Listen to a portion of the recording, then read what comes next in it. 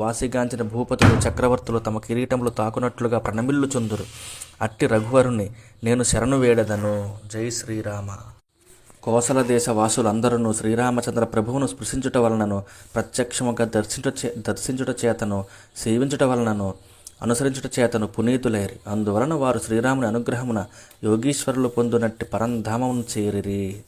పరీక్షిణ్ మహారాజా, శ్రీరామ వృత్తాంతమును చెవులారా తనివితీరా విన్నవారు సత్వగుణ సంపన్నులై సౌమ్య భావమును పొందుదురు. అంతేకాదు వారు సమస్త కర్మ బంధముల నుండి విముక్తులగుదురు.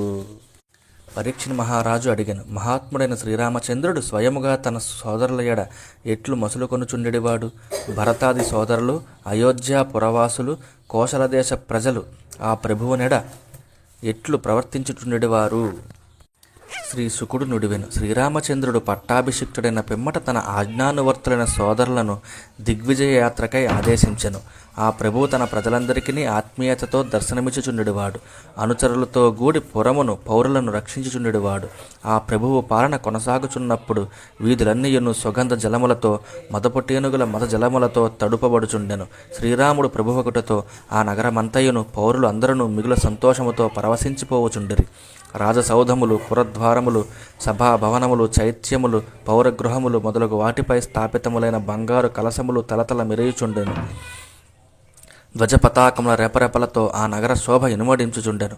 పత్ర పుష్ప ఫలములతో గూడిన పోక చెట్ల తోడను, అరటి స్తంభముల తోడను, చిత్ర విచిత్రములకు పతాకముల తోడను, అద్దముల తోడను, ఇంపైన వస్త్రముల తోడను, పూలదండల తోడను, చక్కని తోరణముల తోడను అలంకృతమైన ఆ అయోధ్య మిక్కిలి మనోహరముగా ఉండెను.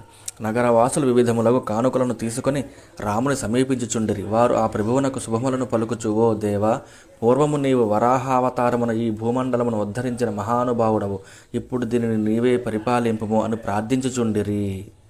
శ్రీరాముని దర్శనమునకై అచటి ప్రజలు మిక్కిలి కుతూహలముతో వివిళ్ళూరుచుండిరి. చాలా కాలమునకు పిమ్మట తమ చెంతకు వచ్చుచున్న ఆ ప్రభువును దర్శించుటకు ఉబలాట పడుచు స్త్రీ పురుషులందరూ పరుగున ఇండ్ల నుండి బయటికి వచ్చిరి. కొందరు తమ గృహముల పైభాగములకు చేరిరి. ఆ కమలాక్షిని చూచినంతనే వారు ఆ స్వామిపై పూలవర్షమును కురిపించిరి. ఆ దివ్య మంగళమూర్తిని ఎంతగా దర్శించినను వారి కన్నుల కరువు తీరకుండెను. ఈ విధముగా ప్రజలకు దర్శనమిచ్చిన అనంతరము ఆ మహాత్ముడు తన రాజభవనమున ప్రవేశించెను. ఆ వంశమునకు చెందిన ఇక్ష్వాకు ప్రభృతి పూర్వ మహారాజులందరూ ఆ సౌధమును సేవించియుండిరి. ఆ రాజాంతఃపురము అపారమైన రత్నములు మొదలగు సంపదలు గల కోశములతో వెలసిల్లుచుండెను. అమూల్యములైన వస్తువాహనములతో విరాజిల్లుచుండెను. అతడి ద్వారములు మేడి చెక్కలతో నిర్మితములై పగడములతో చెక్కబడి ఉండెను. వరుసగానున్న బారులు తీరియున్న అతడి స్తంభములు వైఢూర్యమని ఖచ్చితములై ఉండెను. ఆ అంతఃపురమునందలి ప్రదేశములు నేలలు అన్నియును స్వచ్ఛమైన మరకతమనులతో తాపబడి ఉండెను. గోడలకు చెక్కిన స్ఫటికముల కాంతులు మిరిమిట్లు గొలుపుచుండెను. చిత్ర విచిత్రములైన పూల మాలలతోడను, పతాకములతోడను, మనుల కాంతులతో విరాజిల్లుచున్న వస్త్రములతోడను, కాంతి పుంజమును విరజిమ్ముచున్న ముత్యాలతోడను ఆ అంతఃపురము కనువిందు గావిచ్చుచుండెను. ఇంకనూ అది మనోహరమైన భోగ సామాగ్రితో శోభిల్లుచుండెను.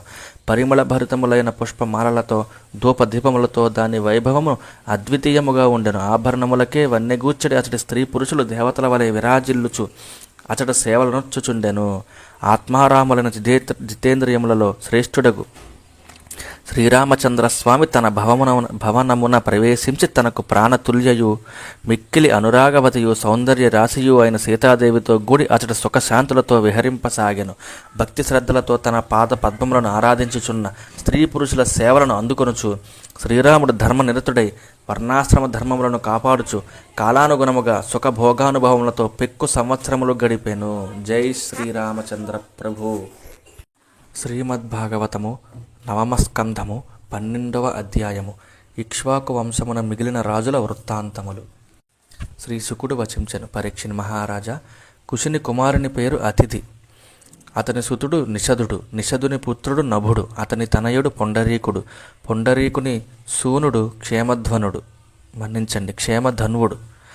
అతని తనూజుడు దేవానీకుడు, దేవానీకుని పుత్రుడు అనీహుడు, అతని కుమారుడు పార్యాత్రుడు, పార్యాత్రుని పుత్రుడు పలస్థలుడు, అతనికి సూర్యాంశమున వజ్రనాభుడు జన్మించెను. వజ్రనాభుని వలన కలిగినవాడు ఖగనుడు. అతనికి పుట్టినవాడు విధృతి. విధృతి తనయుడు హిరణ్యనాభుడు. అతడు జైమిని మహర్షికి శిష్యుడై యోగాచార్యుడయ్యను.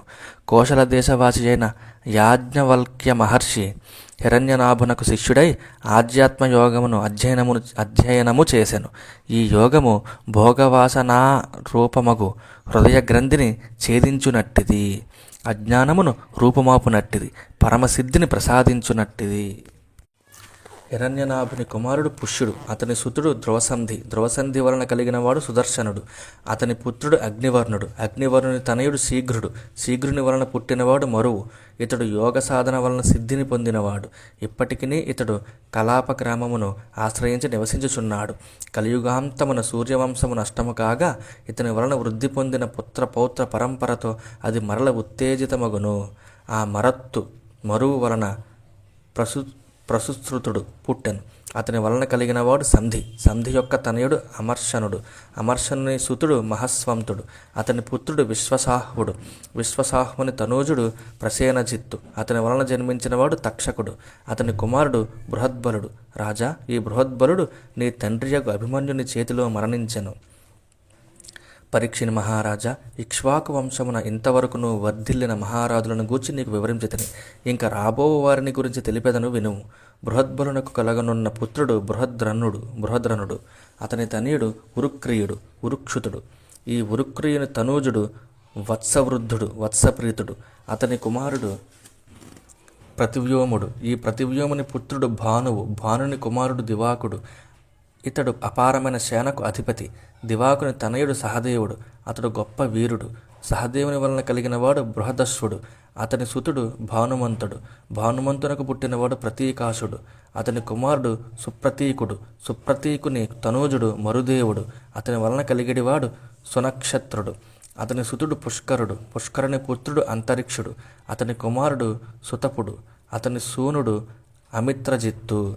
అమిత్రజిత్తు యొక్క తనయుడు బృహదరాజుడు. అతని కుమారుడు బర్హి. బర్హి కొడుకు కృతంజయుడు. కృతంజయుని తనయుడు రణంజయుడు. అతని వలన కలిగిడివాడు సంజయుడు. అతని తనయుడు శాక్యుడు. శాక్యుని సుతుడు శుద్ధోదుడు. అతని వలన పుట్టిడివాడు లాంగలుడు. లాంగలుని తనయుడు స్మృతుడు. అతని తనూజుడు ప్రసేనజిత్తు. అతని కుమారుడు క్షుద్రకుడు. క్షుద్రకుని కొడుకు రణకుడు. అతని సుతుడు సురధుడు. సురధుని తనయుడు సుమిత్రుడు. అతడు ఆ వంశమునకు చివరివాడగును. బృహద్బలునకు పిమ్మట ఆ వంశము ఇట్లు వర్ధిల్లును. ఇక్ష్వాకు వంశజుల పరంపర సుమిత్రునితో ముగియును. ఏలనన సుమిత్రుడు రాజకుడితో కలియుగమున ఆ వంశము పరిసమాప్తమగును. జై శ్రీహరి.